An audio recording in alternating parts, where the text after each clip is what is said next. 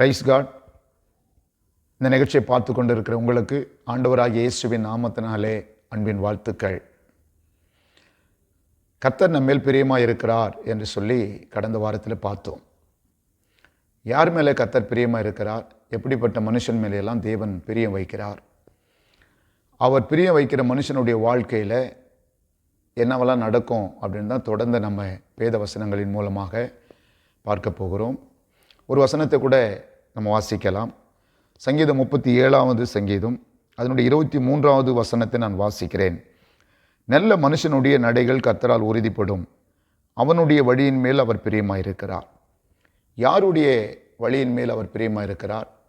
எப்படிப்பட்ட மனுஷன் மேலே கர்த்தர் பிரியமாயிருக்கிறார்? நல்ல மனுஷனுடைய நடைகள் கர்த்தரால் உறுதிப்படும், அவனுடைய வழியின் மேல் அவர் பிரியமாயிருக்கிறார். ஒருவனுடைய வழி எப்படிப்பட்டது என்பதை கர்த்தர் பார்க்கிறார். அவன் எந்த வழியில் நடக்கிறான், அவனுடைய வழி எப்படி இருக்கிறது, அவனுடைய வாழ்க்கை எப்படி இருக்கிறது, அவனுடைய எண்ணங்கள் எப்படி இருக்கிறது, நல்ல வழியில் நடக்கிறானா, கெட்ட வழியில் நடக்கிறானா, இல்லாவிட்டால் நல்ல வழியில் நடப்பதற்கு முயற்சி செய்கிறானா என்பதையெல்லாம் கர்த்தர் அறிவார். பாருங்க, நல்ல வழியில் நடக்கிற மனுஷன் மேலே கர்த்தர் பிரியமாக இருக்கிறார் என்று வேதத்தில் வாசிக்கிறோம். இன்றைக்கு நீங்கள் என்ன வழியில் நடக்கிறீர்கள், எப்படிப்பட்ட வழியில் நடந்து கொண்டிருக்கிறீங்க, வாழ்க்கையில் எப்படிப்பட்ட பாதையில் நீங்கள் நடந்து போயிட்டுருக்கிறீங்க என்பதை நீங்கள் சிந்தித்து பார்க்க வேண்டும். கர்த்தர் உங்கள் மேலே பிரியமாக இருக்கிறார் என்பதை நீங்கள் விசுவாசிக்க வேண்டும். ஒருவனுடைய வழியை கர்த்தர் பார்க்குறார், அவன் எப்படி நடக்கிறான் அப்படின்றத கர்த்தர் கவனிக்கிறார். ஏன்னா வேதம் சொல்லுகிறது, ஒருவனுடைய வழி கர்த்தருக்கு பிரியமாக இருந்தால் அவன் சத்துருக்களும் சமாதானமாகும்படி கர்த்தர் செய்வார். நீதிமொழிகளை நம்ம வாசிக்கிறோம் 16ஆம் அதிகாரத்தில் 7வது வசனம். ஒருவனுடைய வழி கர்த்தருக்கு பிரியமாக இருந்தால் அவன் சத்துருக்களும் சமாதானமாகும்படி செய்வார்.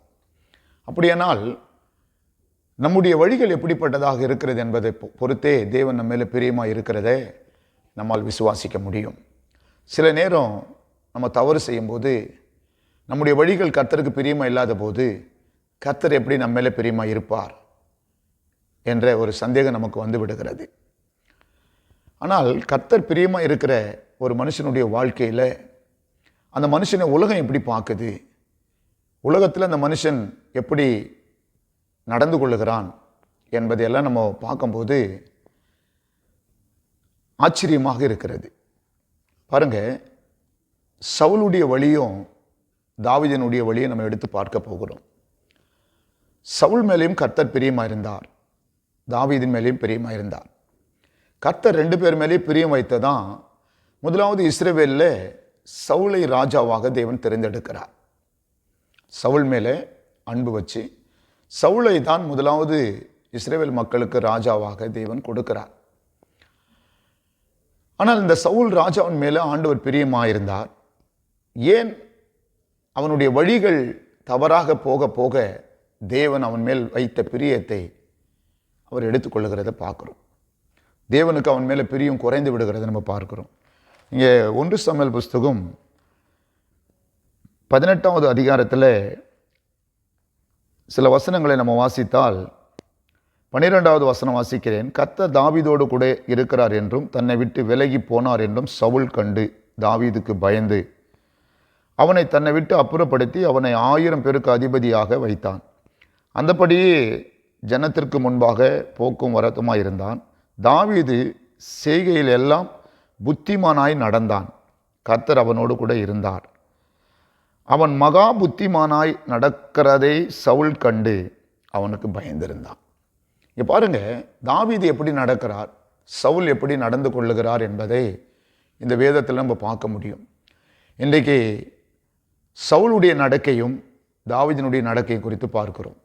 ஒருவனுடைய வழிகள் கர்த்தருக்கு பிரியமாக இருக்குதா, எப்படி இருக்கிறது? சவுலுடைய வழியும் பார்க்குறோம், தாவீதினுடைய வழியும் பார்க்கிறோம். சவுல் ஒரு கட்டத்தில் தேவனுக்கு பிரியமாக நடந்திருக்கிறது வேதத்தில் பார்க்க முடியுது. பல இடங்களில் சவுல் கூட ஆண்டவருக்கு பிரியமாக நடந்து கொண்டிருந்த மனுஷன்தான். ஆனால் காலப்போக்கில் வர வர அவன் தேவனுடைய வார்த்தைக்கு கீழ்ப்படியாமல் போனது நிமித்தம் தேவனுக்கு அவன் மேல் இருந்த பிரியம் குறைகிறது. ஒரு கட்டத்தில் தேவன் அவனை விட்டு விலகியே போய்விட்டார் என்று சொல்லி கூட வேதத்தில் நம்ம பார்க்கிறோம்.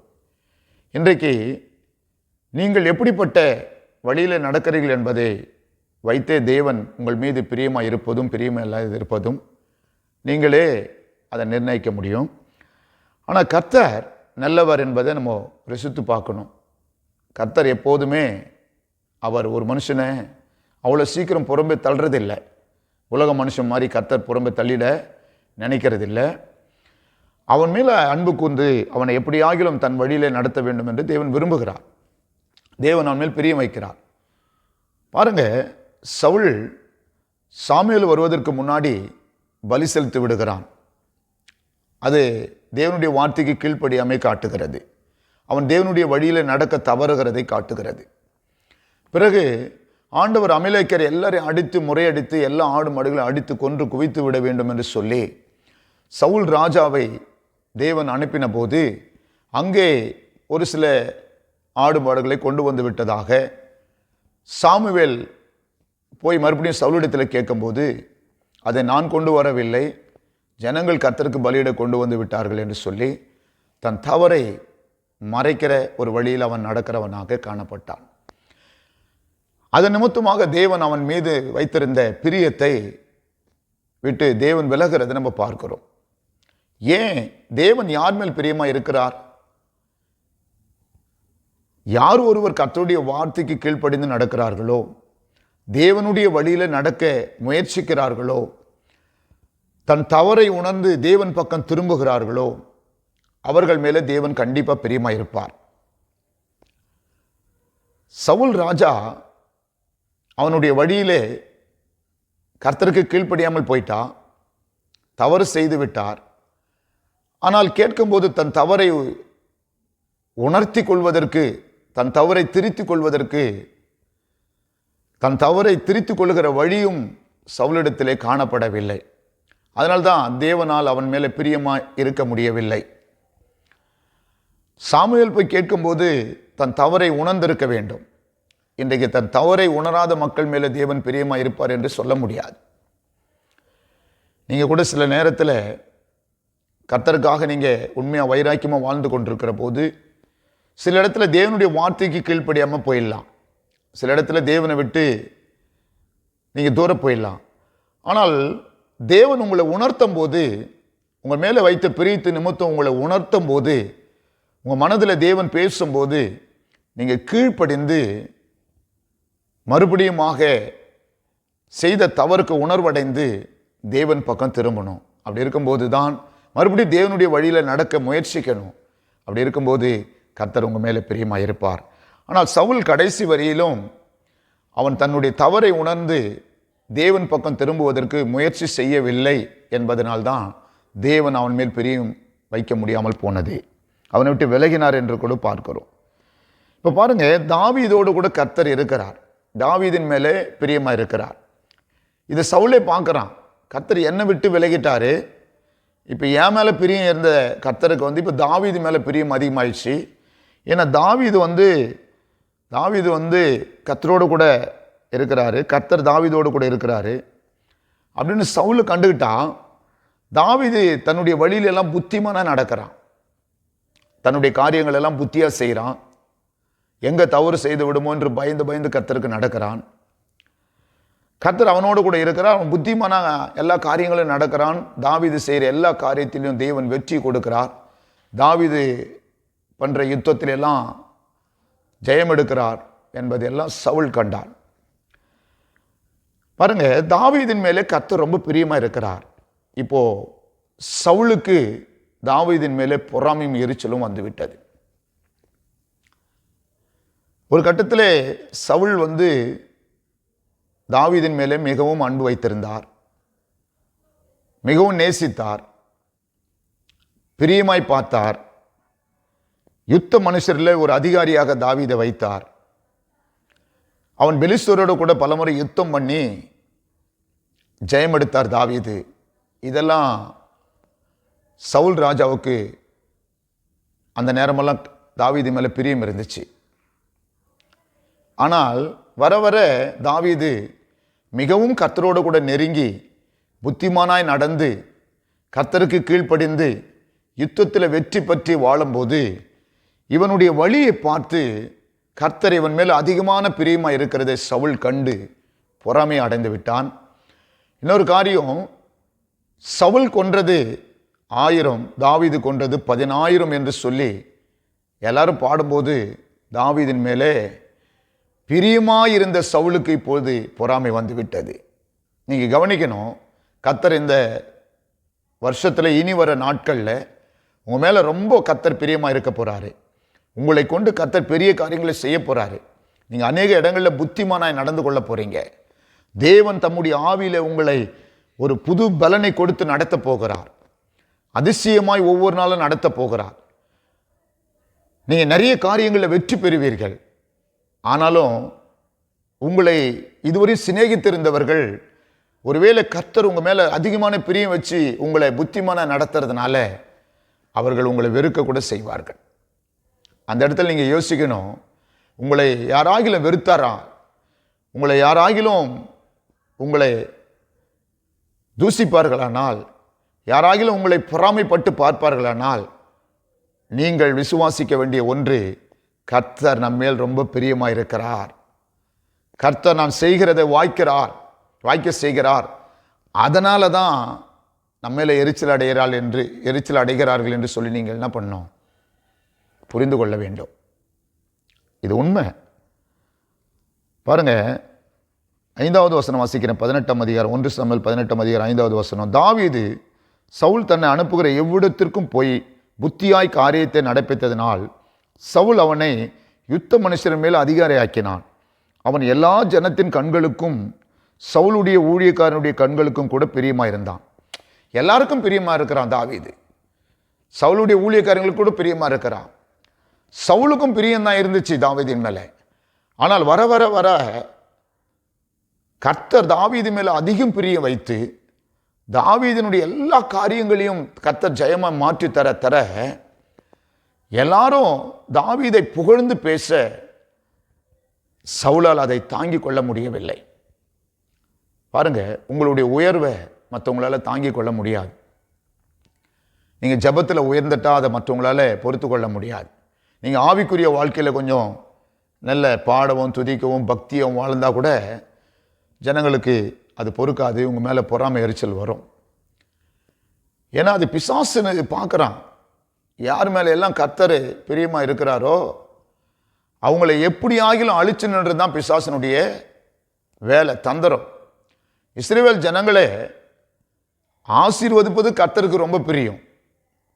அந்த ஜனங்களை எப்படியாகிலும் ஆசீர்வதித்து அவர்களை பலுகி பெருக வேண்டும் என்று தான் வாக்கு தத்தமே கொடுத்துருக்கிறார் இல்லையா? ஆபிரகாம் இடத்துல கர்த்தர் அதான் வாக்கு கொடுத்தார். அதனால தான் இஸ்ரவேல் ஜனங்களை எகிப்திலிருந்தே வெளியே கொண்டு வராரு. அவங்கள பலுகி பெருக பண்ணணும், பூமியில் அவங்க நிரப்பப்பட்டிருக்கணும், அவங்க மூலம் பூமி ஆசீர்வதிக்கப்படணும், பூமியில் உள்ள ஜனங்கள் வம்சங்கள் எல்லாம் ஆசீர்வதிக்கப்படணுன்றது கர்த்தருக்கு பிரியமாக காண்டது, பிரியமாக பார்த்தாரு. அதான் கர்த்தர் சொன்ன வார்த்தை கூட. ஆனால் பாருங்க, இந்த பாலாக்கு என்ன பண்ணுறான்னா, பீலியாமை கூலி பொருந்தி எப்படி ஆகிலும் இந்த இஸ்ரவேல் ஜனங்களை சபிக்கணும். ஏன்னா இஸ்ரவேல் ஜனங்க மேலே கர்த்தர் ரொம்ப பிரியமாக இருக்கிறார். உங்கள் மேலே கர்த்தர் பிரியமாக இருக்கும்போது மற்றவங்களுக்கு பொறாமை எரிச்சலும் வரும், உங்களை சபிக்கத்தான் செய்வாங்க. சிஸ்டர், பிரதர், நல்லா கவனிக்கணும். ஐயா, அவங்க என் மேலே ரொம்ப என்னை வெறுக்கிறாங்க, ரொம்ப எரிச்சலாக இருக்கிறாங்க என் மேலே அப்படின்னு நீங்கள் சொல்லுவீங்கன்னா கர்த்தர் உங்கள் மேலே பிரியமாக இருக்கிறார் என்று அர்த்தம். உங்களுடைய வழி கர்த்தருக்கு பிரியமாக இருக்குதுன்னு அர்த்தம் இல்லையா? நல்லா புரிந்து கொள்ளுங்க. நீங்கள் தேவ பக்தி உள்ளவர்களாக இருந்து நீங்கள் கர்த்தருடைய வார்த்தைக்கு கீழ்ப்படிந்து கர்த்தருக்கு பயந்து நடந்து கொள்வீர்களானால் உங்கள் மேலே அவங்க பொறாமை கொள்ளும்போது கர்த்தர் உங்களை பயன்படுத்த ஆரம்பித்து விட்டார் என்பதை, கர்த்தர் உங்களை ரொம்ப பிரியமாய் பார்க்கிறார் என்பதை நீங்கள் விசுவாசிக்க வேண்டும். இந்த இஸ்ரவேல் ஜனங்களை அப்படி தான் பார்த்தாரு. இது புறஜாதி மக்களுக்கே தெரிய வருது, பாலாக்குக்கெல்லாம் தெரிய வருது. இவங்களை இப்படியே விட்டா பலுகி பெருகிடுவாங்க பூமியில், இவங்களை சபிச்சா குறுகி போயிடுவாங்க, அடுத்த கட்டை இவங்க பெருக மாட்டாங்க, இவங்களை சபிக்கணும், அதான் வழி. இப்போது பீலியாம் தீர்க்கதரிசி, ஒரு தீர்க்கதரிசி சபிச்சா சாபம் வந்துடும். ஒரு தீர்க்கதரிசி தேசத்தை ஆசீர்வதிச்சா ஆசீர்வாதம் வந்துடும் அப்படின்றத இந்த பாலாக்கு ராஜா கண்டு இஸ்ரவேல் ஜனங்க மேலே கர்த்தர் பிரியமாக இருக்கிறத அவனால் தாங்கி கொள்ள முடியல. அதனால் சபிச்சு அவங்கள அழிச்சிடணும்னு நினச்சான். ஆனால் பாருங்க, கர்த்தர் பிலியாம் தீர்க்கதரிசியை தடுத்து நிறுத்தி சொல்கிறாரு, என் ஜனங்களை ஆசீர்வதிக்கவே நீ ஆசீர்வதிக்கணும், சபிக்கக்கூடாதுன்னு சொல்கிறார்.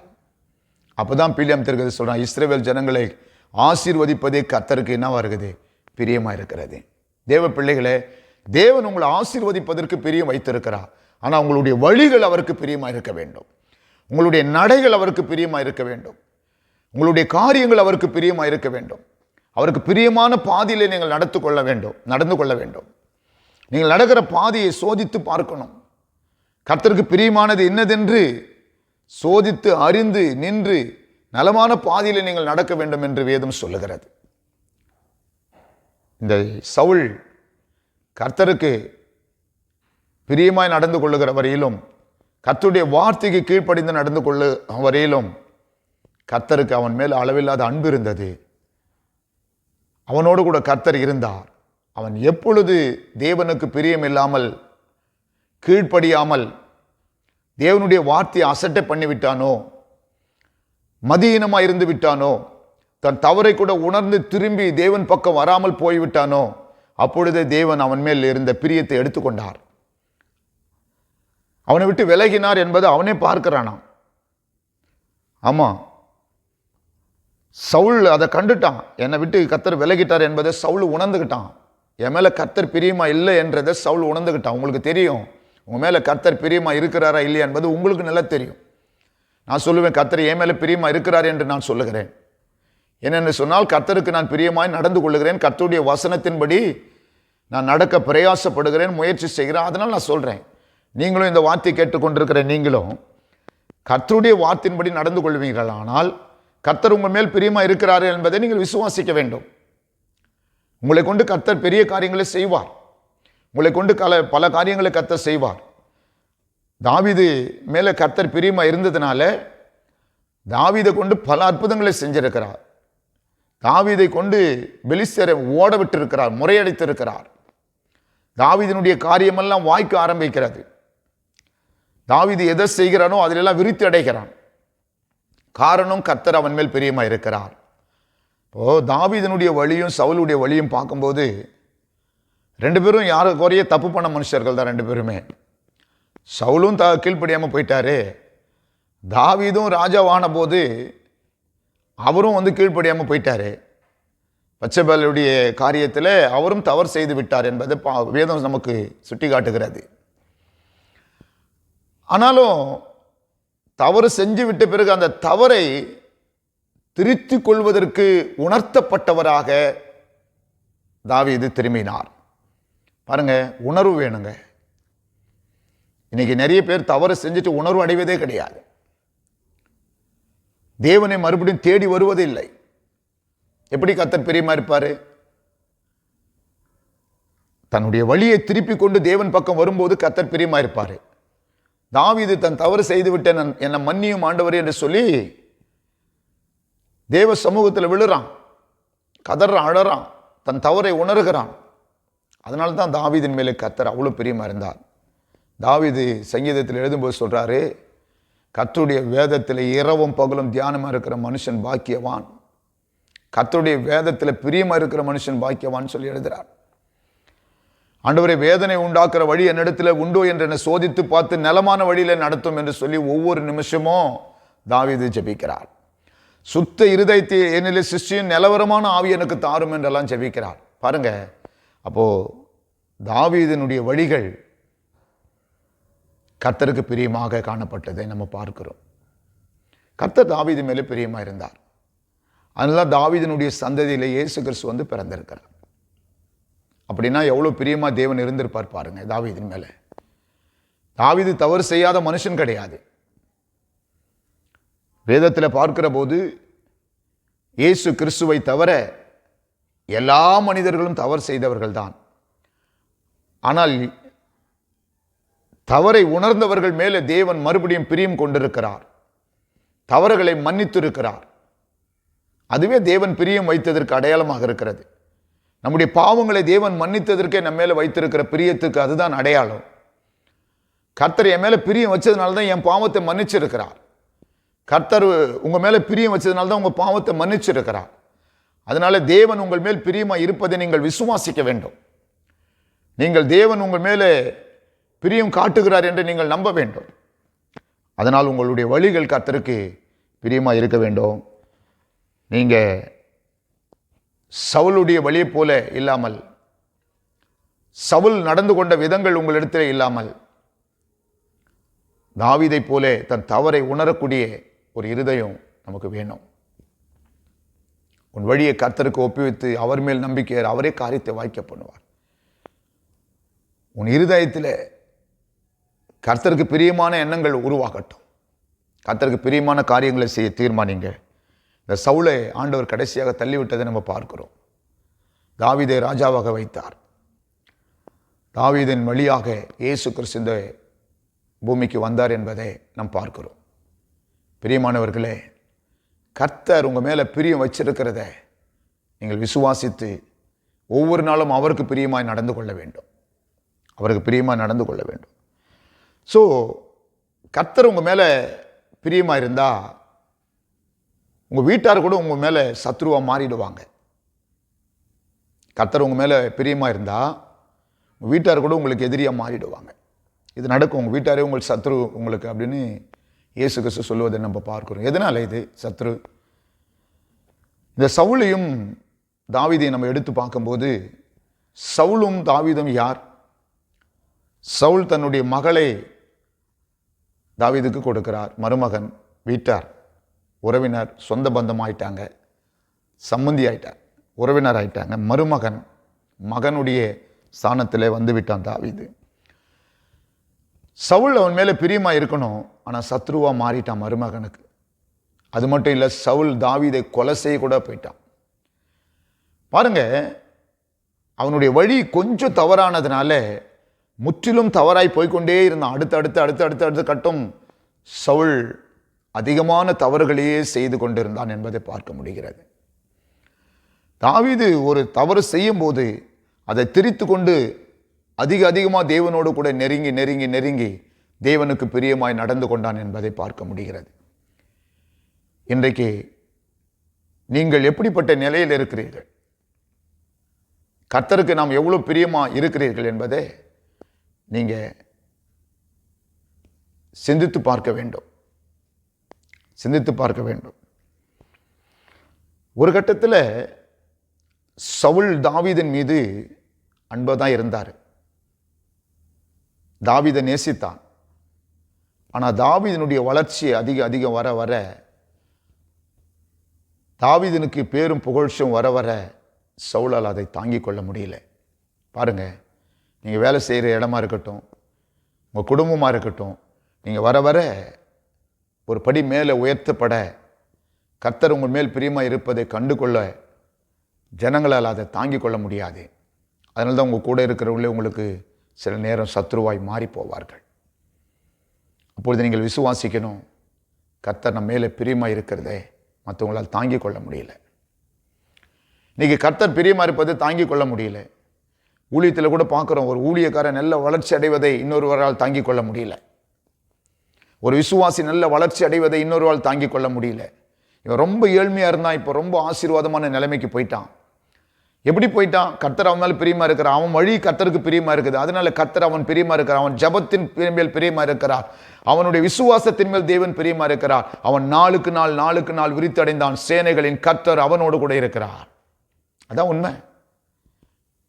உண்மை உள்ள மனுஷன் பரிபூர்ண ஆசீர்வாதங்களை பெறுவான். ஆமா, அப்போ தாவீது எல்லா விதத்திலையும் தேவனுக்கு புத்திமானாய் நடந்து கொள்வதில்லை, கீழ்ப்படிவதில்லை, பயந்து நடப்பதில்லை. அவனுடைய வழிகள் தேவனுடைய பார்வைக்கு பிரியமாய் காணப்பட்டது. கர்த்தரும் அவன் மேல் அதிகமாய் பிரியம் வைத்திருந்தார் என்று பார்க்கிறோம். அதே ஆண்டவர் உங்கள் மேலே பிரியம் வைத்திருக்கிறார். அவர் பிரியமாய் இருப்பதை நீங்கள் விசுவாசிக்க வேண்டும். அவர் உங்கள் மேலே பிரியம் வைத்தது நிமித்தம் உங்களோடு கூட பேசி கொண்டிருக்கிறார். உங்களை இப்போது இருக்கிற நிலையிலிருந்து உயர்த்துவதற்கு தேவன் வல்லமுள்ளவராக இருக்கிறார். நீங்கள் இன்னும் அவருக்கு பிரியமாக நடப்பதற்கு முயற்சி செய்ய வேண்டும். இன்னும் எந்தெந்த காரியமெல்லாம் உங்களுக்கு தேவனுக்கு பிரியமில்லாத காரியம் உங்கள் இடத்தில் இருக்கிறதோ அதையெல்லாம் தூக்கி போட்டுவிட்டு அவருடைய வழியில் நடப்பதற்கு நீங்கள் உங்களை ஒப்பு கொடுக்க வேண்டும். அப்பொழுது கர்த்தர் உங்களை ஆசீர்வதித்து உங்களை உயர்த்துவார். உங்கள் சத்துருக்களுக்கு முன்னாடி உங்களுக்கு ஒரு பந்தி ஆயத்தப்படுத்துவார். உங்கள் தலையை எண்ணெயால் அபிஷேகம் பண்ணுவார். உங்கள் பாத்திரம் நிரம்பி வழியும். தேவன் உங்களை உயர்த்துவதில் அக்கறை உள்ளவராக இருக்கிறார். உங்களை ஆசீர்வதிப்பதில் அக்கறை உள்ளவராக இருக்கிறார். அதனால தான் அவருடைய பாதையிலே நீங்கள் நடக்க வேண்டும் என்று கர்த்தர் விரும்புகிறார். அதனாலே உங்கள் மேலே கர்த்தர் பிரியம் வச்சிருக்கிறார். அவர் பிரியமாக இருக்கும்போதே நாம் மனம் திரும்ப வேண்டும். அவர் பிரியமாக இருக்கும்போதே தேவன் பக்கமாய் திரும்பி விட வேண்டும். இன்றைக்கு கர்த்தர் உங்களை பார்த்து சொல்றார், உங்கள் மேலே நான் பிரியமாக இருக்கிறேன் என்று சொல்லுகிறார். அதனாலே நீங்கள் இன்றைக்கு இந்த செய்தியை கேட்டுக்கொண்டிருக்கிற வேளையிலே பிரியமில்லாத காரியங்கள் இருக்குமானால் அதை இன்றையே தூக்கி எறிந்து விட்டு தேவனுக்காக தன்னுடைய வாழ்க்கையை ஒப்பு கொடுப்போம். இன்னைக்கு திருச்சபையிலே பிரியமில்லாமல் காரியங்கள் நடக்கிறது. இன்னைக்கு திருச்சபை வருகிற ஜெபிக்கிறேன்னு சொல்ற பிள்ளைகளுடைய வாழ்க்கையில கூட பிரியமில்லாத, தேவனுக்கு பிரியமில்லாத காரியங்கள் இருக்கிறது. இது எல்லாம் கர்த்தர் பார்க்கிறார். அதனால அவைகள் எல்லாம் தூக்கி எறிந்து விட்டு தேவ சமூகத்தில் நீங்கள் ஜெபிக்கிறவர்களாக இருக்க வேண்டும். அப்பொழுது கர்த்தர் உங்களை மென்மேலும் உயர்த்தி ஆசீர்வதிக்க வல்லமுள்ளவராக இருக்கிறார். கர்த்தர் உங்கள் மேல் வைத்த அன்பை மாறாதவராக இருப்பார். அவர் உங்களுக்கு நன்மை செய்வதிலே உண்மை உள்ளவராக இருப்பார். எனவே சவுலை போன்றவர்களா அல்லாமல் தாவீதினுடைய வாழ்க்கையிலே நம்ம சில நல்ல காரியங்களை கற்றுக்கொண்டு அதன் அடிப்படையில் நாம் தேவனுக்கு கீழ்ப்படிந்து நடக்கிறவர்களா இருப்போம். கர்த்தர் நம்மை ஆசீர்வதிப்பார். ஜெபிக்கலாமா? ஜெபிப்போம். பரிசுத்தமுள்ள பரலோக பிதாவே, இயேசுவின் நாமத்தினால நான் ஜெபிக்கிறேன். இந்த நிகழ்ச்சியை பார்த்து கொண்டிருக்கிற உங்களுடைய பிள்ளைகளுக்காய் ஸ்தோத்திரம். ஒவ்வொருவர் மேலேயும் கர்த்தர் பிரியமாய் இருக்கிறீர் என்று பேசிக்கொண்டிருக்கிறேன். ஆண்டவரே ஸ்தோத்திரம். உம்முடைய பிள்ளைகளுடைய வாழ்க்கையில உமக்கு பிரியமில்லாத காரியம் என்ன இருக்கிறதோ அதையெல்லாம் கர்த்தர் எடுத்து போடும்படிக்கு நான் ஜெபிக்கிறேன். தாவீது உமக்கு பிரியமாய் நடந்து கொண்டது போல உடைய பிள்ளைகள் நடந்து கொள்ளட்டும். ஆண்டவரே, ஒருபோதும் உடைய பிள்ளைகளை விட்டு நீர் விலக மாட்டீர், நீர் கைவிட மாட்டீர். ஒவ்வொருவரையும் நீர் ஆசீர்வதிக்கும்படிக்கு நான் ஜெபிக்கிறேன். கர்த்தருடைய கரம் ஒவ்வொருவர் மேல வைக்கப்படுவதாக. கர்த்தர் பிரியமாய் இருக்கிறீர். நல்ல மனுஷனுடைய நடைகள் கர்த்தரால் உறுதிப்படும். அவனுடைய வழிகள் மேல் கர்த்தர் பிரியமாயிருக்கிறார் சொல்லப்படுகிறார். உங்களுடைய பிள்ளைகளுடைய வழியில் மேலே நீர் பிரியமாயிருந்து என் தேவனாகிய கர்த்தர் ஆசீர்வதிக்கும்படிக்கு நான் ஜெபிக்கிறேன். நீங்க அப்படி செய்கிறதற்காக ஸ்தோத்திரம். இயேசுவின் நாமத்தில் ஜெபிக்கிறேன் நல்ல பிதாவே. ஆமென். ஆமென். God bless you.